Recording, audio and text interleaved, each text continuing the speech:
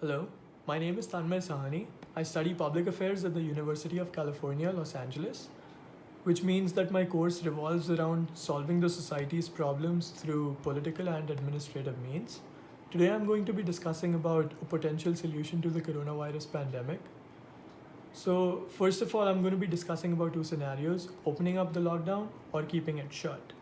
So, the simpler version being, if we open up the lockdown, case one, we know what happens. We got here at this situation right now with upwards of about 700,000 cases in America, 15 to 20,000 in India, and whatnot, all these deaths, because we did not have social restrictions in the first place. So we all know that if the lockdown opens up and we resume activities as normal, we would never be able to flatten the curve.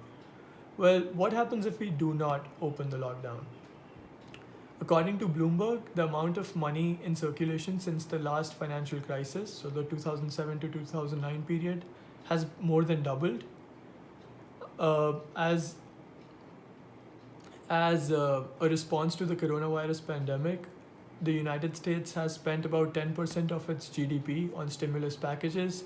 Some European countries have even crossed the 20% mark, which means we are basically inviting an economic crisis that the government would never be able to resolve for a long, long time.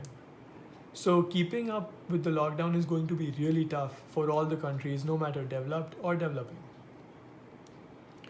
Now, the solution that I'm going to be talking about is universal testing.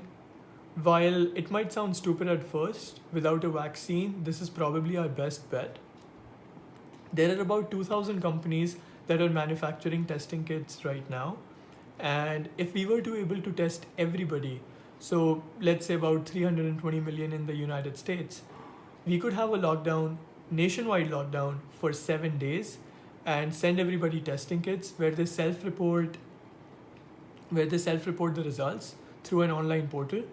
And at the end of the 7 days, we identify who has been infected and who has not.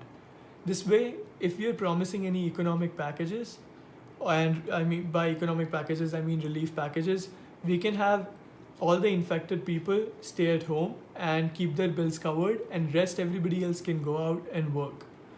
Well, this is important because in Iceland and even in Ahmedabad in India, a lot of the patients, when I say a lot, I mean the majority, were asymptomatic.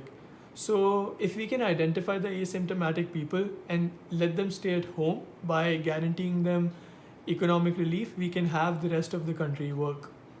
Well, I know this might sound stupid, but since I said there are about 2,000 companies which are making which are making testing kits. This option will also be economically feasible and would not cost America more than a few $1 billion at the most. Certainly, much lesser than the the trillions of dollars they're spending. So even in India, if we were to able to do this, it is very easy to confine people if we promise them economic relief packages and also diagnose them with the coronavirus, because that is how we also convince them to not go out and spread. So this is why testing is important, but only and only if we test everybody and confine those who are infected. Not opening up the lockdown is going to economically destroy all countries no matter what, and that's going to give rise to bigger problems, certainly more than the number of deaths we are seeing as the human race. Thank you.